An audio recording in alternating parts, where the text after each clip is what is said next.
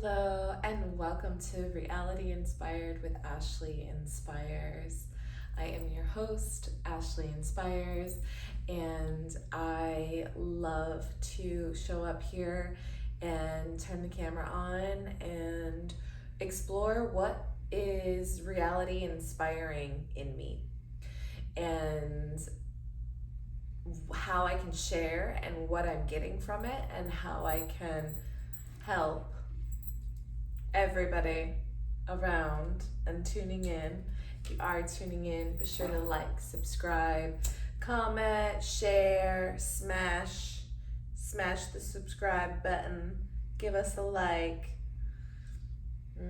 Calling in the highest vibration of my light, my spirit guides, my cosmic family. Welcome, welcome, welcome, welcome. Thank you for this divine intelligence, these challenges that become, it's not gonna do it. I gotta get my stick ladder back. Sacred smoke is just as good. Let's just take a collective breath as we inhale and out. All right, for those who don't know me, my name is Ashley, and I am a hypnotist and a Pilates instructor, and I am creating something called mindful movement. And with mindful movement, I am connecting and bringing together the subconscious programming of our patterning of our mind in with movement, to integrate the movement so that we can be embodied in our new belief system. Because the body is a memory of the mind, and it kind of works vice versa, and so they get in tune with each other. They have a coherence, and sometimes that coherence isn't a clean coherence because we have these unconscious default beliefs that we tend to, or these comments and situations, events that happen to us in our lifetime, that in that moment our little body, when we were at infancy and through our adolescence, were imprinted by things that made us, shaped us, molded us, had to give us a little extra layer of skin, a protective mechanism of even a reactionary argumentative response, or a rage response and wanting to attack, and or the opposite of like fleeing and freezing and just fly. Like, it's your fight or flight response is distorted, and so you don't have that brain and heart coherence that is a conscious, balanced communication between the two.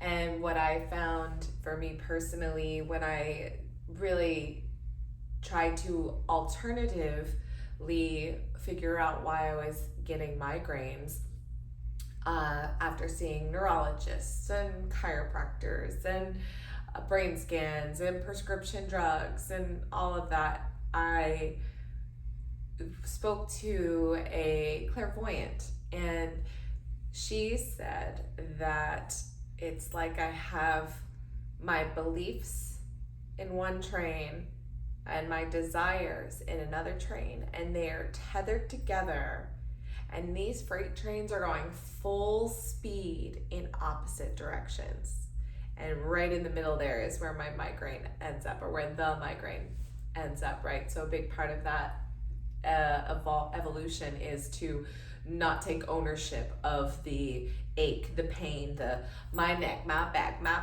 crack. You know, you can take charge of the pussy because you know it's your girl. But it is all your body. But when there's the pain there, when the association becomes, oh, my shoulder is in pain, or you know, I'm such an idiot, or my stupid feet, or if my head wasn't attached, I'd never be able to find it, or, you know, those things that you're taking ownership of.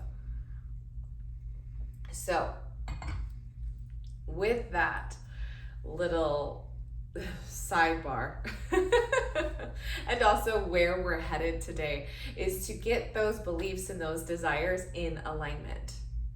This is a practice for me. It is something that I have to work towards every single darn day, because if I drop it, if I think it's fine and go a day without a practice, go another day without exercising, and go another day without writing down or saying statements of affirmation or gratitude or statements of truth or articulating truth, is what I like to say, I go back to a default. And I'll tell you, the headache comes back. I'll tell you that I am more irritable. I will tell you that I am not as compassionate as I like to operate in the world. I will tell you that I am more reactionary. So to need these beliefs and desires into an alignment, into a place of balance and harmony and equal vibration and frequency, because we live in this planet, excuse me, I don't know if you noticed that, but I did a little bit, and so I was like trying to hold it, but you know, just make it calm. Anyway, we are finding that we live in this vibrational universe, right? So if your vibration is that of disbelief, of like that isn't gonna happen for you, you can be like, I want that to happen for you, or I want that to happen for me. Let's say I want that thing, it's right there, and I want that thing, and you only actually get it when you believe in yourself, and when you believe that you can actually attain it. When you're saying you want something or you desire something, and deep down on the other side of the spectrum, on the other side of the stick, is that disbelief, you're not going to be able to tip the scale into the belief unless you become conscious that there is a subconscious, deeply rooted feeling sense. I want you to sense into when you are asking for something, when you desire something, and you can feel the, no, not gonna happen for me, that's never gonna happen, I don't feel abundant, there isn't any money in the bank account, I work a lousy job, I am stuck with these people, I'm never gonna see the end of this, you gotta work hard and then you die. So what I'm saying with all of that is your doubts are the frequency, the vibration that you're actually resonating at. You can say whatever you want to say, essentially. But if your belief behind it, if your intention behind it is not of belief, of blessings and miracles, of yes, this has to work out for you, this or something better, this or something greater, this or something more expansive and more growth, if that curiosity, that intention for good, that belief in the possibility of the limitless potential that you have to get that thing, you break that separation between the belief and the desire, and you're actually, it's like the freight trains then are, you know, they start to come together, and then they're vibrating and they're coherent on the same frequency. And how do you change your beliefs if you're just like, Ash, they're so deep, I don't even know them yet? We call that a blind spot. And it's in that blind spot, and it doesn't show itself until you ask it to. So if something in your world, your reality is not working, say relationship wise, not working, say business wise, not working, whatever's not working, it can be your body. That's a big one, right? Our identity with our body. If your body's not working, if you're not at your right weight or the weight you want to be at, and you have a sense of doubt around it, or an insecurity around it, a wound around it. Like daddy always said, I'd be prettier if I wasn't fat, you know? And I think that's a wound. And you either go all in and try to be the perfect little good girl for daddy, and maybe get an eating disorder and get skinny for that, or the opposite happens and you just keep on weight because it ends up being a sense of protection. That wounding, the inflammation that goes to the wound and that stays there and doesn't get cleared and doesn't get purified, cleansed, and cleaned and restarted from the beginning, realigning to what's actually true for you. That is what we have to do. So we look at the things that aren't working and we take them all in. We say, hello, all my precious little babies that aren't working. I see I swept you under the rug. I see I'm still punishing you for that. I see I truly just grew up like that, and I know now it wasn't quite right, and I'm gonna correct that. And I see how my parents were like that, so now I'm like this. You either kind of go on the opposite end of the stick, or you go into some sort of like falling in line, similarly their habits, their beliefs, and what they did, the steps that they took, and that similarity there. So we have to consciously come out of that daily. Writing, voice memoing is my absolute favorite thing to. I like to process through voice memo, and then I write poetry. So like the process of like what I'm feeling, why I'm feeling, these are my tears, that kind of stuff is so valuable, because then you're actually seeing, you're really beginning, and you get to see the inner workings of your mind. You get to see the webs and your seeds that you have on your webs. So the subconscious webs of the electromagnetic field, and you get an understanding that your energy is still your wound is still trying to absorb energy for healing. And so there are little thoughts that grab your attention throughout a day that you're not even aware of, that are just reaffirming that wound, that are just articulating that wound a little deeper and scientifically deepening a neuro groove of, this is our pattern and this is what we stay attuned. This we're humming. This is our coast, right? This is our coast. This is our fate. This is our destiny. And when I say that, destiny can be a good thing, but more recently I've been diving into karmic fate and that destiny that you get to, if you're not conscious, it becomes your fate. Maybe I did misuse that. And then you get to consciously create your destiny. We'll have to fact check that. So we're realigning our beliefs with our desires. So you get where I was going with that, the doubt, right? And so to reaffirm that what other people have projected onto you is not your truth. What your beliefs about your body were formed by imprints of other people using their word. Your word is important.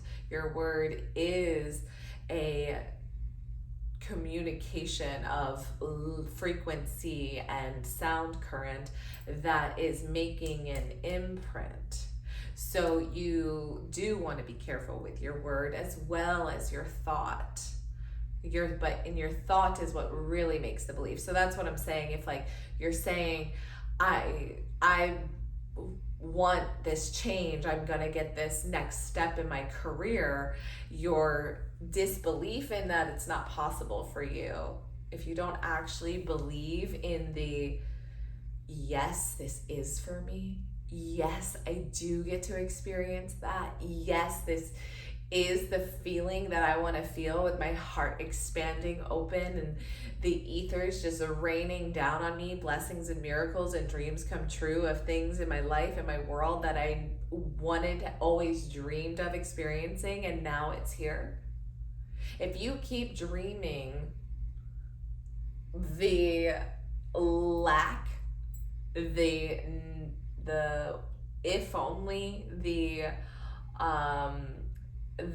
longing, the separation, that it doesn't actually ever happen for you, if you can't see yourself with the job, the career that you want, with the partner, the relationship that you want, with the spiritual growth and expansion that you want, if you can't see yourself walking, living, breathing that, doing that life, then your odds are that you're not going to get it. The odds are not in your favor, because you can't even dream a better outcome. And that's why pen to paper works. That's why vision boarding can work. It's the vision, you're putting new pictures in your mind, because your mind is a repeat of about 70,000 thoughts that you had yesterday. Unless you take the time to consciously reform that, recreate that. That's where I came up with the name formationenergetix, is to form. It goes from the form to the formless and back again. So we have this form, we took this shape, it's a little sloppy, it's a little reactionary, it's not really getting the relationship or the career that they want. It's kind of feels like, let's say, like entropy's coming to mind, like just a low vibration kind of Eeyore vibe. But you're like, I'm here I am. If you don't have that excitement, if you don't have that lift, that lightness, that knowing that the world is working out for you, if you are taking that hard stuff hard all the time, if you are just leaving that wound open, this is what I see in grief. When we are grief stricken by the loss of a loved one, we just want to tell that story of the loss of the loved one over and over again, and how we're suffering now without them. And I know you're suffering, and I know it's hard. I know it is. I lost 5 people really close together of my immediate family. Cousin, grandmother, grandfather, and dad. Like, I get it. But what I saw what grief could do to a family, because my mother's mom passed away when she was, I think it was in 73 or 74. So she was, I believe, like 11 or 12. And her mom got in an accident, was killed. Young girl, now without a mom. At that age, like, wow. And back then, no one to talk to. No one brought it up again. No one wanted to soothe the aching children. So my uncle and my mom had to grow up without an understanding, without, an understanding of their emotions. It was like, don't feel it. It was like, that is, move on. Yep, that was it, move on. And it's hard to move on when you don't give that your feelings, when your emotions don't have an opportunity to be felt. When you don't feel your feelings, you allow other parts of you to weep. Wounds are open because there is a disharmony, an imbalance, because you're not able to process your feelings, your emotions, your thoughts, the loss. And so this happened. I grew up, and then I was birthed into this family, and I saw the disconnection it created. I saw the deep sadness it created, the heaviness, the weight of it that you carry every day with you. And when I got the phone call that my stepdad passed away, suddenly, not expected, got up in the morning, was going to work, ran back inside, and died. Like, I let myself feel it.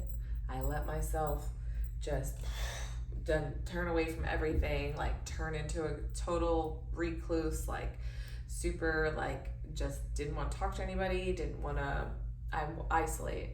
And I thought, I cannot let this imprint my sense of feel good every day for the rest of my life.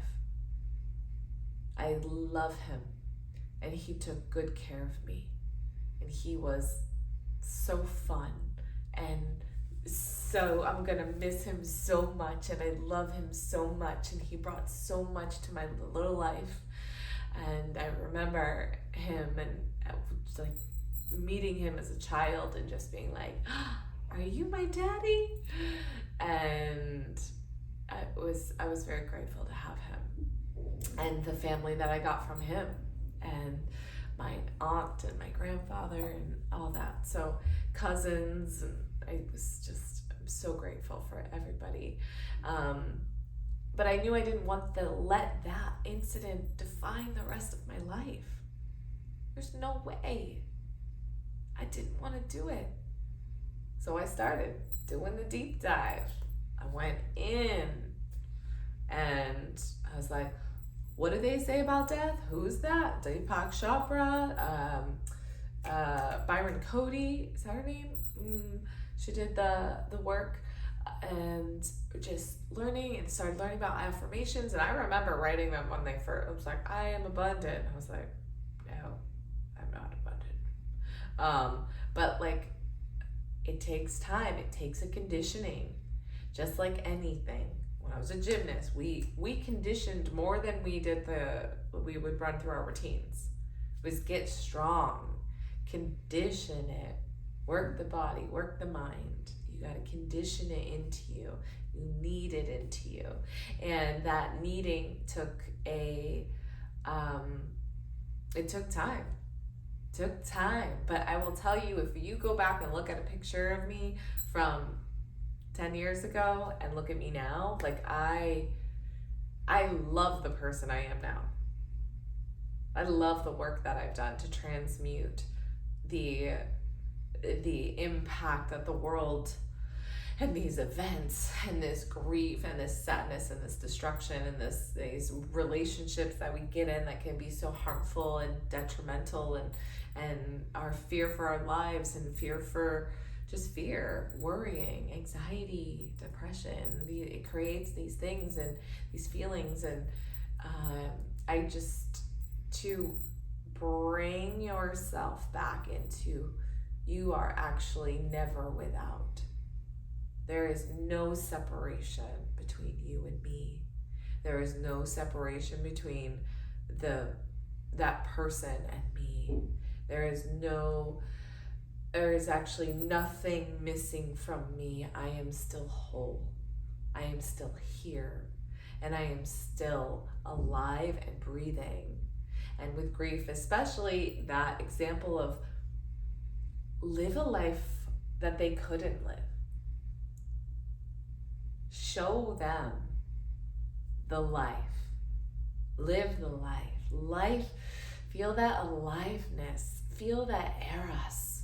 That life is just waiting to unfold for you. It unfolds for you, but waiting to envelop you and make you feel love and make you feel support and make you feel cared for and tended to and adored and great experiences and luxury and pleasure, deep pleasure, to feel so deeply that it penetrates through time and space, and that vibration is risen, and your beliefs and your desires align because you believe in something greater than where you're at today. Because today might suck and you might be in a funk today and you are like cursing everybody off and ready to beat some shit up, whatever it is, you're ready to rage. You can ask for a better tomorrow and get it. We don't celebrate the wins as much as we could, as much as we should. We get in that vibrational pattern of the mundane of, oh, just another day. Oh, just another day. You know, and I think that is when we rush through our day, those quotidian things, those ordinary things throughout our day are necessary. And when you have a win, when you get the thing done, when the house is clean, when the dishes are done, when you get to put a check mark next to that task list, or you get to see a friend for coffee, or you get to make a phone call, or whatever those things are, that's all action. That action is uplifting. It is like a sense of satisfaction. And then when you put a little bit more of a desire, an expectation, or a goal on top of that, what do you get? You get a little more drive. You kind of feel that hunger a little more, like, I want to get this done, or I have to get this done. Either way, you're asking for more. You're in a creation state. You're in creation mode where you are asking for that blessing. You are asking for that gift. You are asking for, I truly believe this can happen, and I want to see this happen for me, and I don't want anything to prevent that from happening. Like, no challenge, no obstacle is going to be in my way. And that's a hurdle. I'll tell you, it's a hurdle. But it's been so clear to me that I have truly designed a bit of a path of thorns. I designed my own dismantling, my own destruction, in a very subconscious way.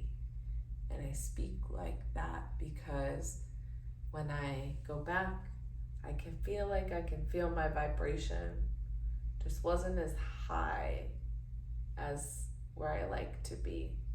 And I would say that was because I was out of practice.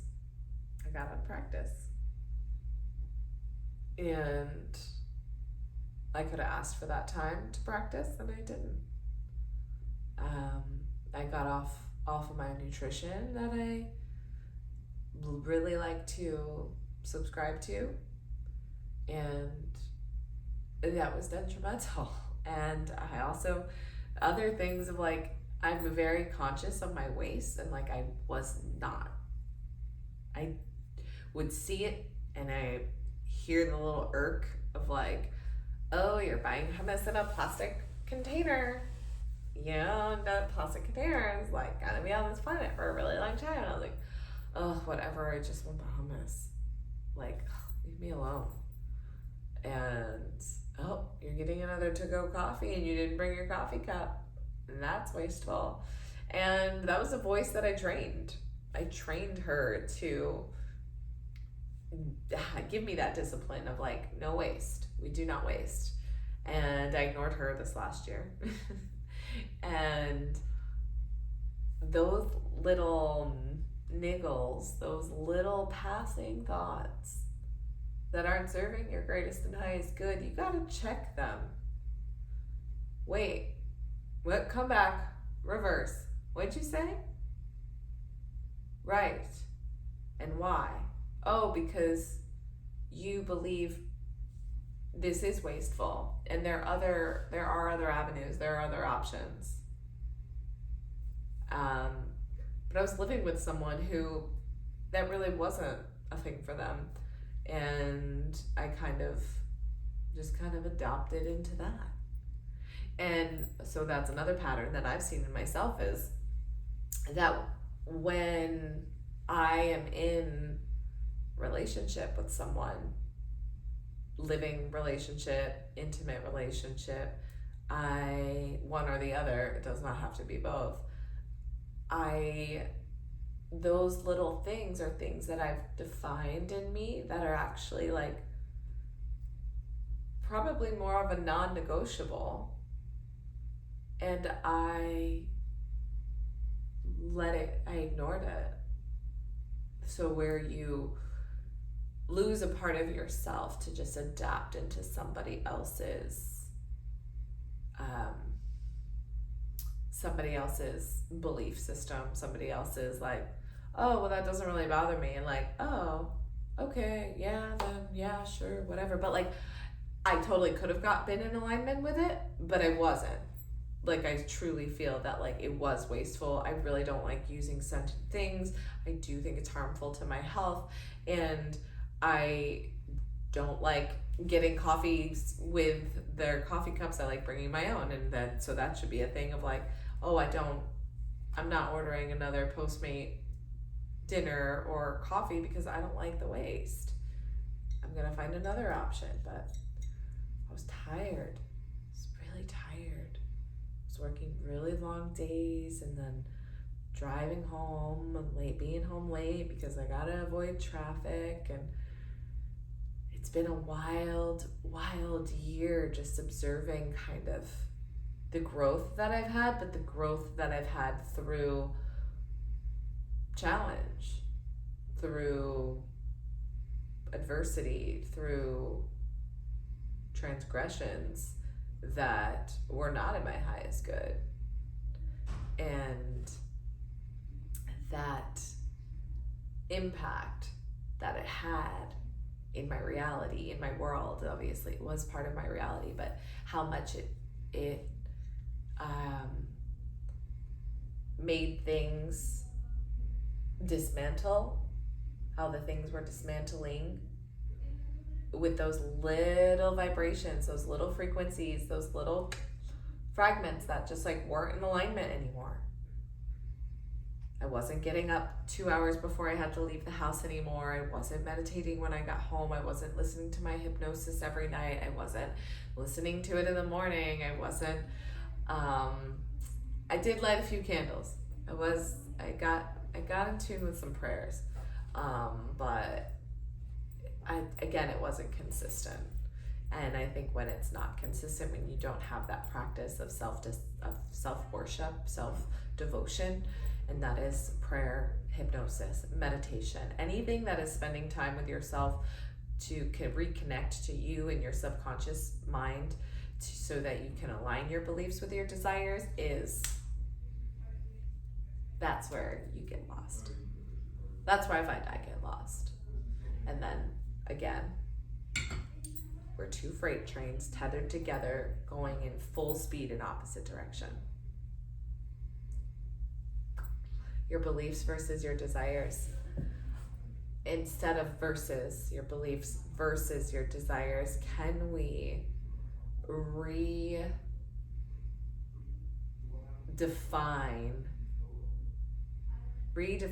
activate, alchemize, and align our beliefs with our desires. You know what? This has inspired me. I'm going to put a meditation, a little hypnosis, a metanosis. That's what I call it. It's a metanosis. So I say meditation to like simplify it so you know what you're going to get. And then I say hypnosis because that's actually what it is. And then I say metanosis because it's like reality inspired by the meditation, the hypnosis. It's a focused mind. It's getting the mind to refocus on your internal, your neurogrooves, your subconscious programming, your neurons, to create new synapses, new beliefs, new potential and possibility, and your magnificence. I want you to step into your magnificence and how magnificent you are and what your potential is and how great and how worth it you truly are. And I'm gonna end there because I'm in my studio space and a class is about to start and I feel complete with this. So I'm gonna put a hypnosis out with this as well. So click on that, find it in the show notes, and like, comment, subscribe. This has been another episode of Reality Inspired with Ashley Inspyrz. Get into alignment with your beliefs and your desires, no longer being against each other, but being fully aligned for that brain and heart coherence.